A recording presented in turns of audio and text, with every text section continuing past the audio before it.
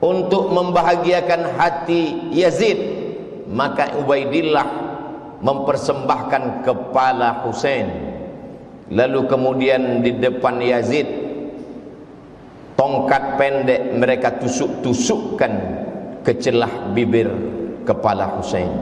Sahabat Nabi yang hadir melihat peristiwa itu meneteskan air mata. Itulah bibir mulut yang pernah dicium oleh Rasulullah sallallahu alaihi wasallam. Hari ini begitu sampai hati kalian, memenggal kepalanya, menusukkan tombak tongkat pendek ke celah-celah bibir, mulut dan giginya.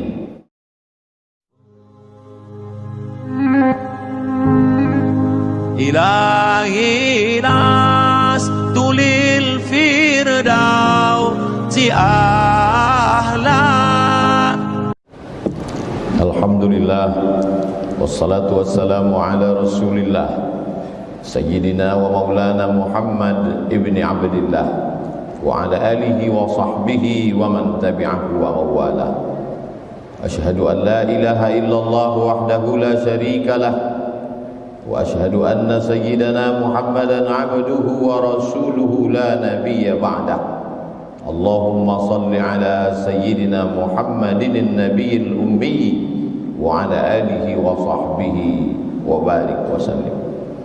Qala Allah ta'ala fil Qur'anil 'azim wa huwa asdaqul qailin. A'udzu billahi minasy syaithanir rajim.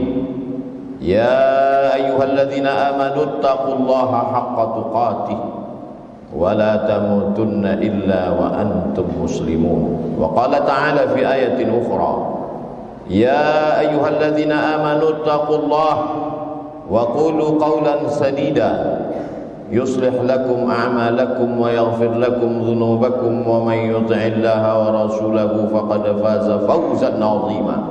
Ibadallah, usikum wa nafsi bitaqwallahi wa ta'atihi faqad fazal muttaqun. Hadirin jamaah Jumat yang dimuliakan Allah Subhanahu wa ta'ala. Dia bawa pasukan berkuda hanya 32 orang saja. Yang berjalan kaki 40 orang. 72 orang yang terdiri dari orang tua, anak-anak dan perempuan. Lalu kemudian dikeroyok 40.000 pasukan. Tidak berimbang, karena bukan dua pasukan yang bersenjata. Rombongan 72 orang itu dipimpin oleh Sayyidina Al-Husain. Mengapa kita sebut dia Sayyidina? Karena Nabi yang mengatakan Innal Hasan wal Husain Sayyida syababi ahlil jannah. Sesungguhnya Hasan dan Husain Sayyid, pemimpin anak-anak muda penghuni surga. Anak-anak muda yang gugur mati sebagai syahid nanti masuk ke dalam surga. Pemimpinnya adalah Sayyidina Al-Hasan, Sayyidina Al-Husain. Sayyidina Al-Hasan meninggal sebagai syahid karena dia mati diracun. Sekarang tiba giliran adik kandungnya bernama Sayyidina Al-Husain, membawa 72 orang. 32 orang yang naik kuda, yang lain berjalan kaki dengan tenang.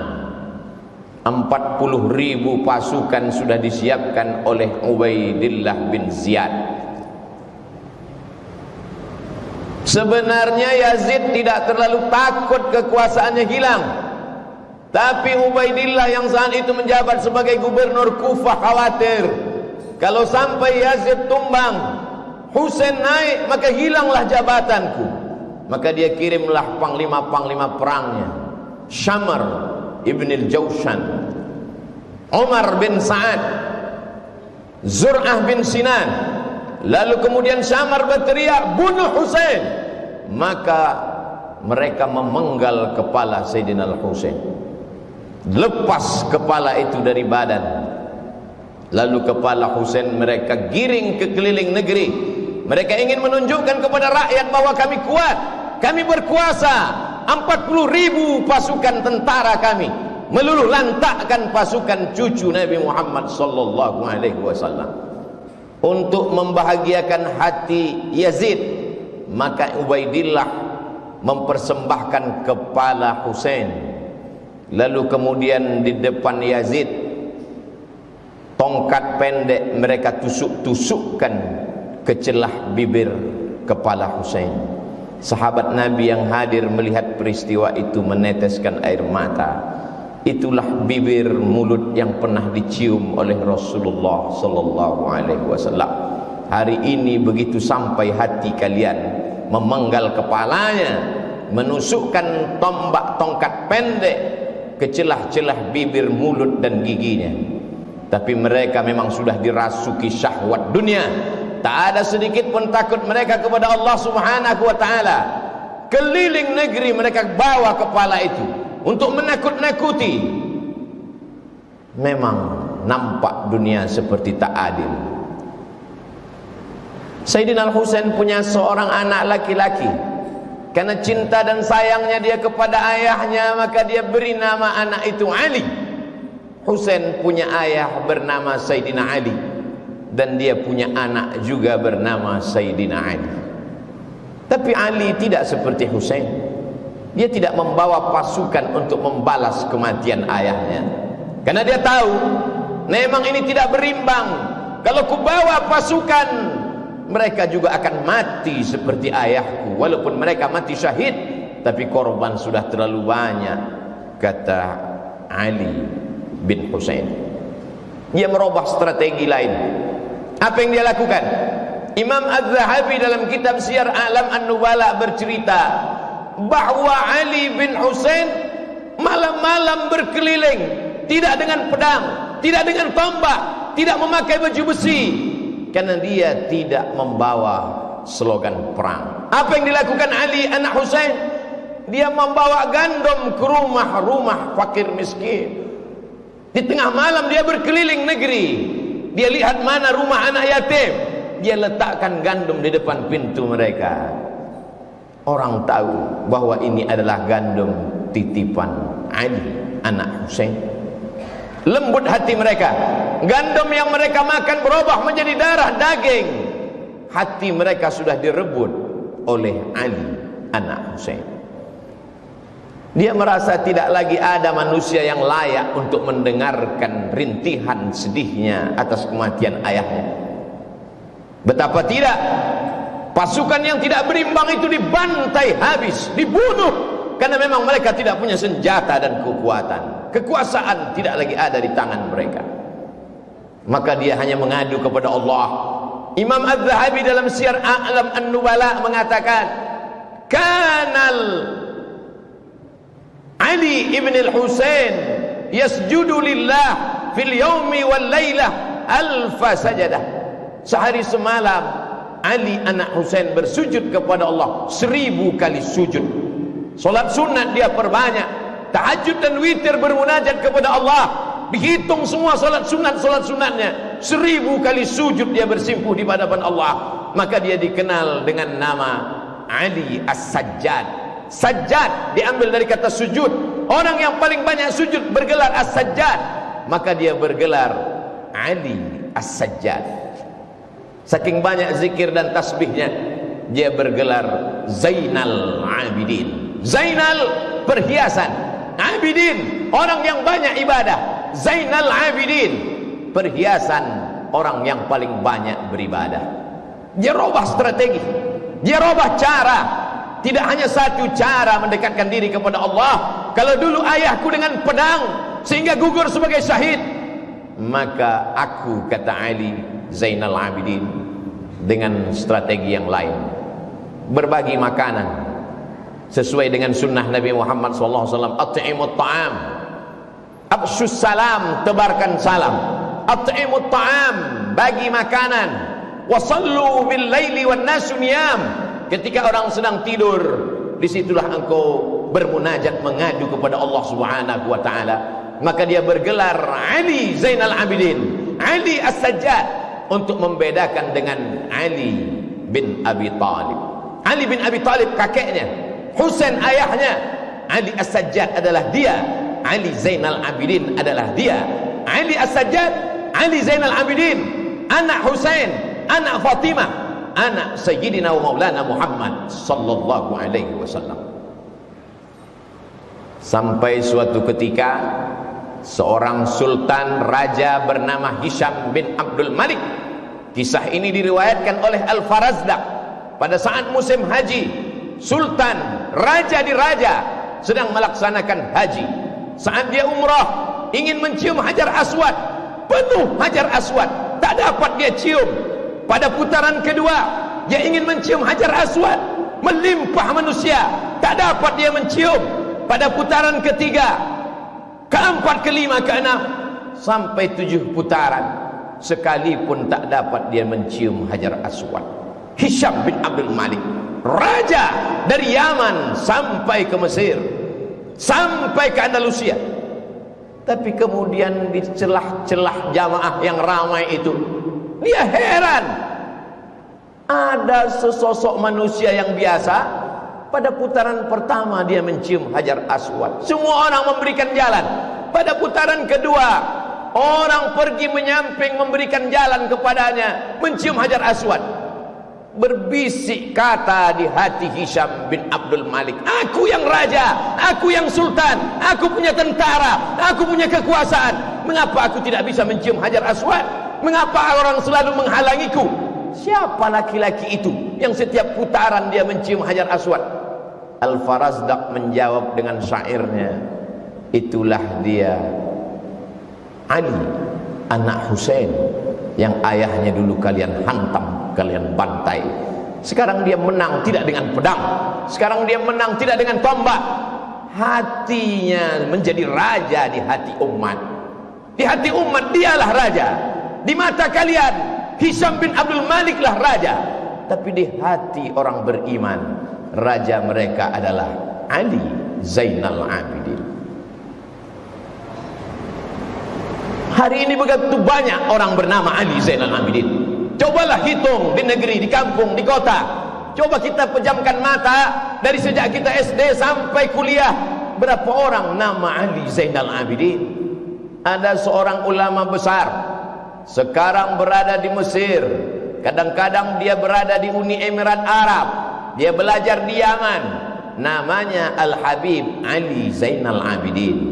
Di Kuala Lumpur, Malaysia, ada ulama besar namanya Ali Zainal Abidin. Orang begitu bangga memberikan nama anak Ali Zainal Abidin. Adakah nama anak orang bernama Ubaidillah bin Ziyad hari ini? Adakah anak orang bernama Syamr ibnul Jawshan hari ini? Adakah anak orang bernama Zur'ah bin Sinan hari ini? Jangankan kuburnya, jangankan makamnya, memakai namanya pun orang benci. Tapi Ali Zainal Abidin tak pernah mati, harum semerbak. Ali Zainal Abidin punya anak dimuliakan bernama Muhammad Al-Baqir. Muhammad Al-Baqir punya anak dimuliakan bernama Ja'far Shadiq.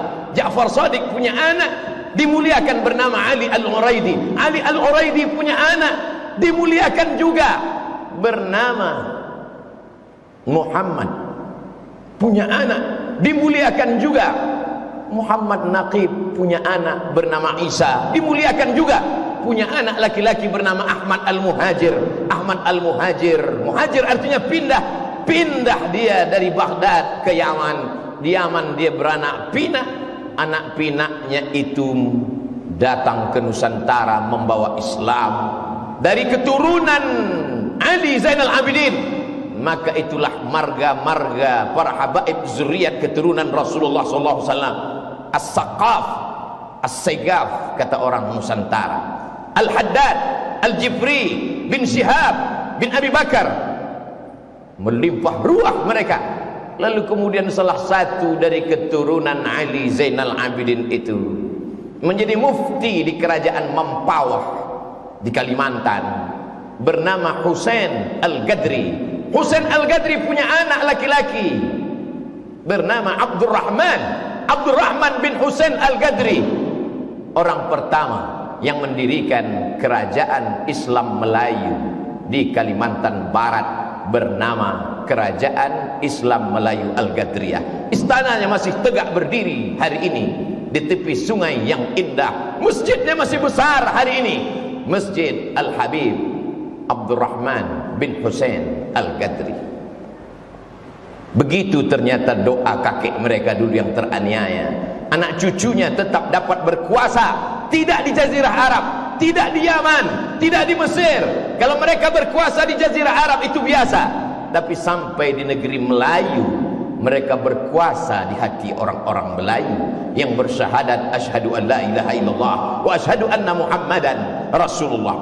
Salah satu dari keturunan Ali Zainal Abidin bernama Utsman Syahabuddin. Orang Melayu memanggilnya Syarif. Syarif artinya mulia, karena memang yang mengalir dalam badannya darah mulia. Datanglah Syarif Utsman Syahabuddin ke negeri bumi lancang kuning.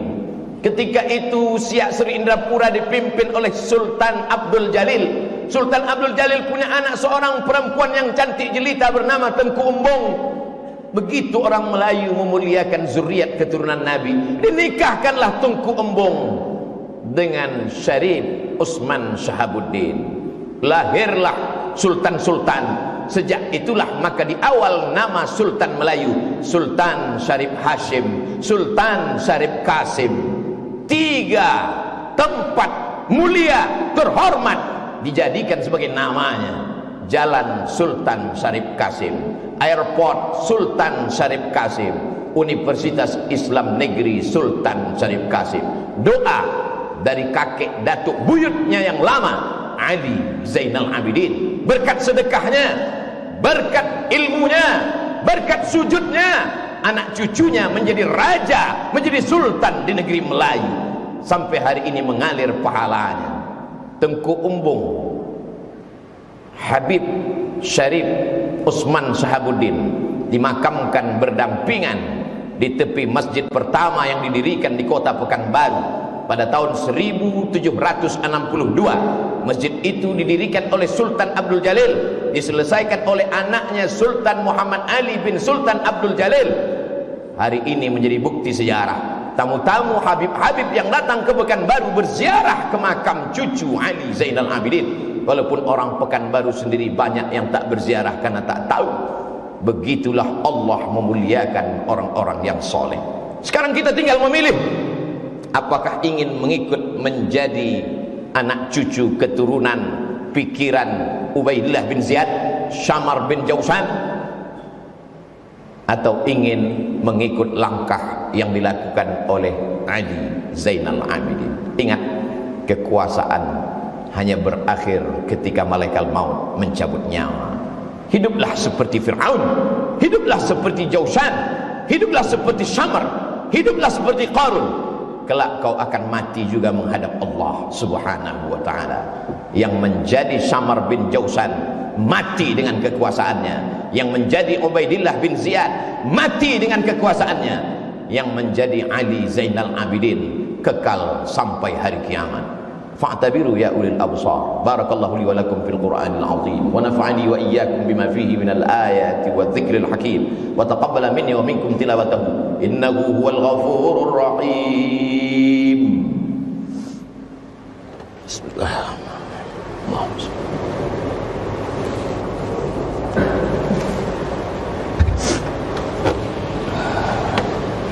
Alhamdulillahilladzi bi ni'matihi tatimmu shalihat. Wassalatu wassalamu ala sayyidis sadat wa ala alihi wa ashabihi ahli al-fadaili wal karamat. Asyhadu an la ilaha illallah wahdahu la syarika lah wa asyhadu anna sayyidana Muhammadan abduhu wa rasuluhu wa safiyyuhu min khalqihi wa khaliluhu. Addal amanah wa ballagha ar-risalah wa nasaha lil ummah wa tarakana 'ala al-mahajjatil bayda lailuha kanahariha la yazighu anha illa halik. Allahumma salli ala sayyidina Muhammadin an-nabiyil ummi wa ala alihi wa sahbihi wa barik wa sallim. Qala Allah ta'ala fil Qur'anil azim wa huwa asdaqul qailin. A'udzu billahi minasy syaithanir rajim. Bismillahir rahmanir rahim. Wal 'ashr. Innal insana lafi khusr illa alladhina amanu wa 'amilus shalihat wa tawasaw bil haqqi wa tawasaw bis sabr. Qala ta'ala fi ayatin ukhra. Inna Allaha wa malaikatahu yusalluna 'alan nabiy ya ayyuhalladzina amanu sallu 'alaihi wa sallimu taslima. Allahumma ighfiril muslimina wal muslimat wal mu'minina wal mu'minat al ahya'i minhum wal amwat bi rahmatika ya arhamar rahimin. Allahumma izzal islam wal muslimin wahdhulil kafarata wal musyrikin wa dammir a'da'aka a'da'ad-din. Allahumma ansur man nasara ad-din. Allahumma anzil rahmata was salamata wal barakata ala hadhihi al jamaah.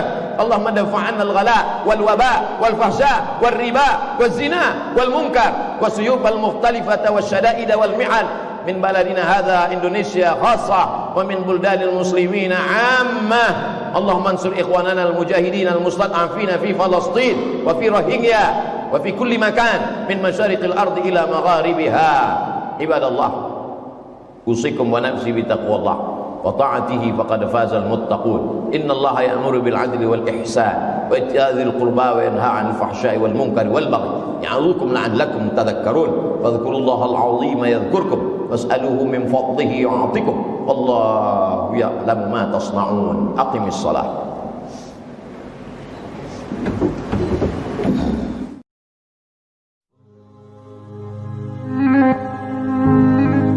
إلهي لست للفردوس